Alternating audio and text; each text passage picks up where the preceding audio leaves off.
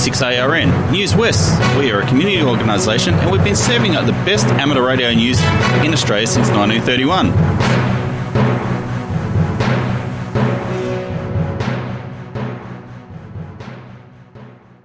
Hi there, this is Clinton, VK6FCRC, and welcome to Newswest for the 11th of February 2024. Now with the show. Good morning, campers. The month of May is not far away, and that means it's time to mark on the calendar the third annual Southern Electronics Group May and Up Ham Campton weekend of the May 17th to 19th. If you haven't been before, Ham Campton is a casual weekend getaway for hams and other registered HF users like AusTravelNet and VKS737 and their significant others to drag the swag, the van or the tent down to May and Up Sports Ground for a weekend of radio and social activity. There's plenty of room to camp. There's some big trees to throw a line over, hot showers, a camp kitchen, terrific fire pit to sit around after dark, and of course, time to sit and chat over the weekend with like-minded radio enthusiasts. Food and drinking water is BYO. The kitchen and amenities are powered, but there's no power available for campsites. It's been known to rain, fog, and then bright sunshine, often on the same day, so you need to come prepared. Camping is the usual low price of $10 per person per night. There'll be a Square card reader on the weekend available, and SEG can take online payments. Boyup Brook has a great car museum and other attractions if you want to visit town 15 minutes away while you're here. We maintain a Ham Campton Facebook page for up-to-date information, and you can contact me at VK6EK, that's Victor Kilo Sierra India X-Ray Echo Kilo at gmail.com. We hope to see you there. This is Darren, VK6EK, for the Southern Electronics Group. If you happen to listen to the right part of the 80-metre band on a Tuesday evening, you might hear something that sounds like this.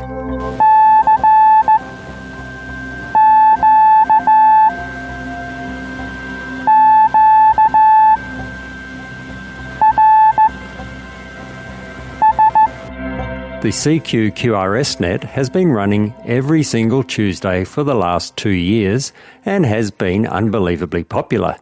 There are usually half a dozen, and a couple of times up to 18 stations, popping in and out when they can over the 4 or 5 hours. The aim is to encourage new CW operators to have a go at slow CW in a safe and really friendly environment, where slow speed and lots of mistakes are par for the course. It's all about having a go, starting with a basic call sign and RST exchange, then over time getting better and better. The net also attracts its fair share of old-timers who enjoy helping others to have a go or just to enjoy the banter. So this might be just the opportunity you've been waiting for to have a go at transmitting on CW, or perhaps just to stop the contacts rusting up on your key. Doesn't matter whether you're brand new to the code or if you're an old-timer who would like to have a bit of fun and help encourage new operators by having simple, safe QSOs at their speed, we'd love to have you join in. The net starts at 0900 Zulu every Tuesday on 80 metres between 3540 and 3570 kHz, and there's stations in the west, east and in between listening out for your CQ-QRS call. For more information and to receive our weekly CQ-QRS RagTune newsletter, contact me, Mark, VK6QI, via my email address on qrz.com, or you can email me direct, mark.bosma@icloud.com. That is mark.bosma@icloud.com. Too much switch mode power supply hash on 80 metres? This might be the incentive to do something about it. With a cheap noise canceller costing less than $100, 80 metres could be easier than you think. So once again, Tuesdays from 0900 Zulu until late, between 3540 kHz and 3570 kHz. Cheers from Mark, VK2KI and VK6QI. Hi, this is Steve, VK6SJ. And this week I'm relaying the second part two of Barry Burns, VK6ADI's journey through amateur radio that we started last week. In 1974, on Christmas Eve, my ham activities came to a halt from a visit from Cyclone Tracy, converting our elevated home into a dance floor and my Radio Shack equipment into a kit form of radio components.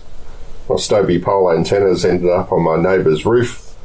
Another future story of our survival during and after the cyclone. The family was evacuated by aircraft to Adelaide, while I stayed behind as part of the workforce to help clean up the mess left by Cyclone Tracy. I had a part of my home restored by the Armed Forces with material brought up to Darwin on the aircraft carrier HMAS Melbourne, and this allowed me to have accommodation to live in. There was plenty of soup kitchens around in Darwin, so I had no problem in getting a feed. Great thing also, we had free beer for a while. In February 1975, I was given an airfare and 2 weeks R&R leave by the NT government to spend with my family in Adelaide. I had to have a special passport to be allowed back into Darwin. On my next R&R leave to Adelaide, I heard that Kenwood had put out a HF transceiver called the TS520.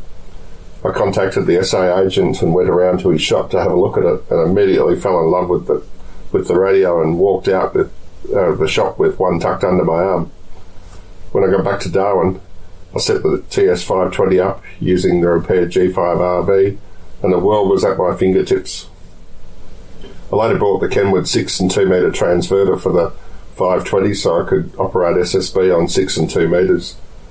I had my house suitably repaired and power restored, so the NTA administration allowed my XYL Judy to come back, but our 4 children still had to stay in South Australia. Judy's mum took the 2 girls and my father, VK5UJ, took the 2 boys until they were allowed to come back to Darwin at the end of the year. This is where amateur radio was a godsend, as my father and I kept in touch on 20 metres 2 or 3 times a week with news and updates. We had quite a following from the SWLs, as we received quite a few letters and cards from them. I later upgraded my HF antenna system to a Hills 13 metre winch-up tower and a high-gain TH3 Mark III Yagi. Darwin then was a good place for DXing and contests. In the late 1980s, the Darwin Amateur Radio Club members got an interest in CNET. That's Southeast Asia Net, from Gary VK8GW, who attended some of the conventions. Darwin Amateur Radio Club hosted the CNET convention in 1992 and 1997 with great success, and I became a CNET controller for over a decade, running the net every Sunday night on 14.320 kHz at 1200 Zulu. Radio Australia closed down after the extensive damage it received from Cyclone Tracy. I was kept on as part of a maintenance team for taking care of the station until a decision was made by the Telstra management of the future of Radio Australia on Cox Peninsula, NT. At this stage, I was approached by the NT government and offered a technical officer position in their newly formed Radio Communications Group under their OIC, Ted Fuller. I accepted their offer and transferred over to the RCG, and after Ted Fuller retired, I was promoted to OIC. After a while, with increasing workload and staff, the position was elevated to Senior Tech Officer 3, of which I was successful and put in charge as manager of 30 staff, including technical, administration and apprentices. In 1995, I retired after 40 years in the public service, and Judy and I in 1996 bought a 100-acre property in Beverley East, WA, and we sold our home in Darwin, and in January 97 drove down to Perth to escape to the country lifestyle. A new adventure began as a gentleman farmer. And thanks for listening. This is Steve, VK6SJ, with not an episode of Did You Know, but Barry's memoirs, and look forward to hearing part 3 very soon. You've been listening to Newswest. This is Newswest, your amateur radio news on VK6ARN, originating on the Newswest linked repeater network and HF relays. If your club is supposed to be a not-for-profit, why are you selling hamburgers and other things to make a profit? Welcome to Club Focus, and today I'll be talking about what the term not-for-profit means to your club. I've often heard people railing against an organisation that claims to be not-for-profit, making money on various scales, usually depending on the size of the organisation. Yet, if you are a not-for-profit, then why are you selling hamburgers and other things to make a profit? Well, To get to the heart of the matter, let's look at how not-for-profit is implanted in our rules. I think it's fair to say that most amateur radio clubs in Western Australia are incorporated associations. Each club will have based their rules, that is, their constitution, on the model rules provided by the Department of Fair Trading. So, right up front, just after the objects, is this paragraph. The property and income of the association shall be applied solely towards the promotion of the objects of the association, and no part of that property or income may be paid or otherwise distributed directly or indirectly to members except in good faith in the promotion of those objects, including, without limitation, payments by the way of reimbursement of expenses or remuneration to any officer, employee or other person doing work for the association. And then at the other end of the document is this one: distribution of surplus property on winding up of the association. If upon the winding up or dissolution of the association there remains, after satisfaction of all its debts and liabilities, any property whatsoever, the same must not be paid to or distributed among the members or former members. The surplus property must be given or transferred to another association incorporated under the Act, which has similar objects and which is not carried out for the purposes of profit or gain to its individual members, and which association shall be determined by the resolution of the members. So those two clauses make it clear that the principle of not-for-profit means that the members of the organisation may not personally profit in cash or kind from the activities of the group. It's also clear that reimbursement or payment to a member for services provided to the club are not counted as profit. There's nothing to say that the organisation couldn't sell 1,000 hamburgers in a day and making a tidy profit, or they could purchase a property and sell it at a later date and make a profit. We're amateur radio, we could run a hamfest, we can make a profit as a group. There's a clear line drawn between the club making a profit and applying that income towards achieving its objects, and the club making a profit and splitting the process between its members. The former is enshrined in the rules and the latter is forbidden. What you need to do with this information is to stash it in your memory, because sooner or later someone will try to say that the club isn't allowed to raise the funds by making a profit because it's a not-for-profit association. Apart from being inaccurate, the discussion is time-wasting and its proponents are often not inclined to like being proven wrong. But we can change that, can't we? It won't happen overnight, but it will happen. I'm Bob, VK6POP. Hi, just a little note about VK6RRG and the WARG Technical and General Net. Having it run every Sunday morning on VK6RLM, that's 146.750, or Channel 3 in the old money. And it starts at 10:30 a.m. this morning. Of course, if you're listening in the evening, it's next week. Hello from Dennis, VK6AKR for the WAVHF Group. My apologies for the scarcity of notes from the WAVHF Group, but 2024 has been successful so far, if a bit chaotic. Our sad news, which some may have already heard, is the passing of one of our founding members, Dr. Wally House, VK6KZ, now Silent Key. Wally was licensed as VK6ZAA back in the days of Z-calls, operators who had not undertaken the Morse code exam. Wally subsequently passed that test and relicensed as VK6KZ. He passed away at the ripe old age of 90 and had all his faculties and sense of humour to the end, which was brought on with a massive heart attack. He was a good friend to many in the club, a mentor, and always to be relied upon to cut through the fluff and get to the nitty-gritty. His interest in signal propagation and the higher bands is legendary, and he held several distance microwave records. Thank you, and rest in peace, Wally. Several club members have been helping to clear out his shack, actually shacks plural, as 2 whole bedrooms and every square centimetre of space in his garage and basement rooms was packed with commercial and quality homebrew gear. Some of the premier items will have been sold at Pargfest yesterday. The remainder, and there is a lot, will vie for attention at a garage sale at his QTH in Melville Heights, as well as a veranda sale at Wireless Hill.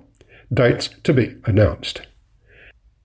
Please be reminded that the WAVHF Group will soon cease to renew the licences for several beacons, the ones in rural and remote areas of the state.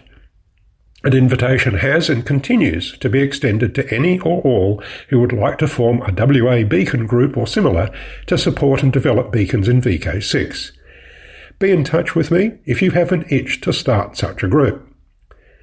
And a reminder, please, to get your logs in for the summer UHF VHF Field Day and the Ross Hull Memorial Field Day. Your score will not count, neither will those of your QSO partners, if you do not submit your logs. Until next time, be sun safe, slip, slop and slap to avoid skin cancers. 73 from Dennis, VK6 AKR for the WA VHF Group. Only a month and a bit away is the John Moyle Memorial Field Day. So what is it? The John Moyle Memorial Field Day is an Australian amateur radio contest, and it's called a field day because its purpose is to encourage us to operate a portable station, ostensibly to prepare us for any future emergency needs. We could argue all day about whether or not amateur radio in this country and day and age has a valid role in emergencies, but let's focus on the contest instead. Firstly, who was John Moyle? John was an Australian amateur who saw the value of using radio to coordinate and manage responses to emergencies such as bushfires. And to cut a long story short, he was responsible for the introduction in the late 1940s, I think it was, or the 50s, of the use of radio in emergency response services. Based, I assume, on the assumption that where all else fails and amateur radio is called to the fore, our stations would be operated portable. The contest rules about portable operation are quite clear. Your station may not be connected to any permanent antenna infrastructure and must be powered with portable power such as batteries, generators, solar, wind, etc., and must not be powered by mains power. Although I'm a camping tragic and I like to run portable stations from a bush camp, it's not the only way to operate portable. You could set up in a park across the road from your house, or operate your mobile rig in the car park of a nice spot somewhere. It's up to you how you do it, bearing in mind the rules that define portable operation. If it's not possible or desirable for you to run a portable station, don't despair. There's also a home station category where you can be plugged into everything. So we're all catered for, but there is one notable exception. Multiple operator stations may not enter the home station category. Multiple operator stations must be portable. Your entry could be in the 24-hour category or the 6-hour category. Especially in the 24-hour category, you don't have to work 24 contiguous hours. You can if you like. You can work bits of it throughout the 24-hour period, depending on your stamina mostly. The John Moyle is on the third weekend of March, a month and a bit away, and at this stage you ought to be making up your mind about how and where you'd like to take part in the contest. I'm planning to operate a station at a bush camp about 25 kilometres southeast of the lakes, and if there's interest from others in participating, I'm happy to make it a multi-operator entry in the contest using a club call sign. You just need to know that it's 100% self-contained camping, and caravans just won't make it onto the site. So how about other clubs getting together to put on a multi-operator entry for the John Moyle? There are plenty of places where this can be done in a car park if you're not into camping. With this spate of heat waves we're having, I think we should all have a plan B in case of extreme fire hazard days. March can still be very hot. Hi there. Due to producer burnout and Foundations of Amateur Radio coming out Saturday instead of Friday, every episode of Foundations of Amateur Radio from now on will be delayed by 1 week.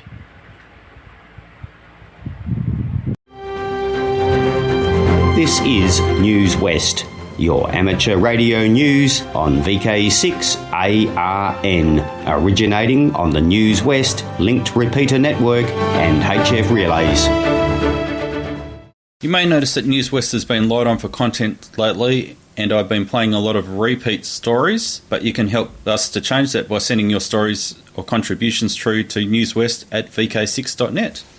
Hi there, it's Clinton, VK6FCRC, back with you again. Unfortunately, there's no helpline this week because Roy's in hospital, so we've got a repeat episode for you guys this week. Good morning, this is Roy VK6 X-Ray Victor with this week's helpline, the 21st of January 2024, for radio amateurs and shortwave listeners everywhere. Today I have the following for you: an Mtron grid dip meter, model Echo Delta Mike -1, frequency range 1.5 to 250 megahertz, has original carton and manual, as new $300 for that grid dip meter.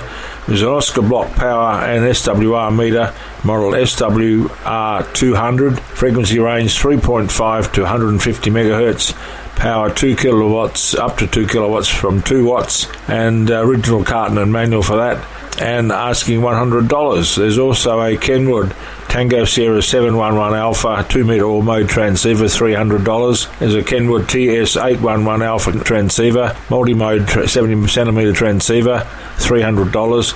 There's an ICOM IC3200 Alpha and power supply, 144 to 430 MHz dual band transceiver, $350, sorry. And there's the Uniden UHF-CB, $100. Contact Barry on his email bravo.juliet.burns@bigpond.com or mobile 0428 959 771. I'll go again, bravo.juliet.burns@bigpond.com or mobile 0428 959 771. I also have a premium software-defined transceiver model Flex 6700 transceiver, 3 years old but in pristine condition, comes with expert advice if you require any, and version 3 firmware, asking $7.5K or $7,500. And while it's the earlier version, it comes with the latest version controller. Amplifier was sold. Call Steve for that Flex transceiver, 6700 transceiver. Please call Steve on mobile 0447 767 518. 0447 767 518 or email to steve@kennedy-sierrajuliet.com.au. I'll say it again, Sierra Tango Echo Victor Echo, spelling Steve, @Kennedy, Kilo Echo November November Echo Delta Yankee, -sierrajuliet.com.au.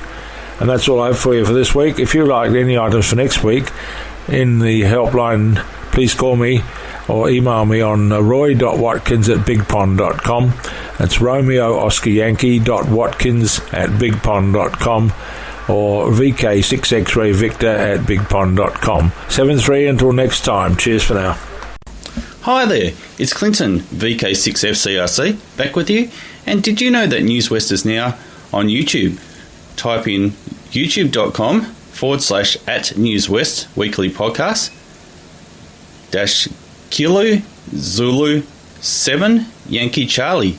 Oh, and before I go, I'd like to thank those watching on YouTube or ATV, the readers, and you for listening. I'd also like to thank our team, the broadcasters, and those submitting content each week. Please stand by now for callbacks after the broadcast, or head over to the VK6.net website and fill out the forms so we know how many people are listening each week.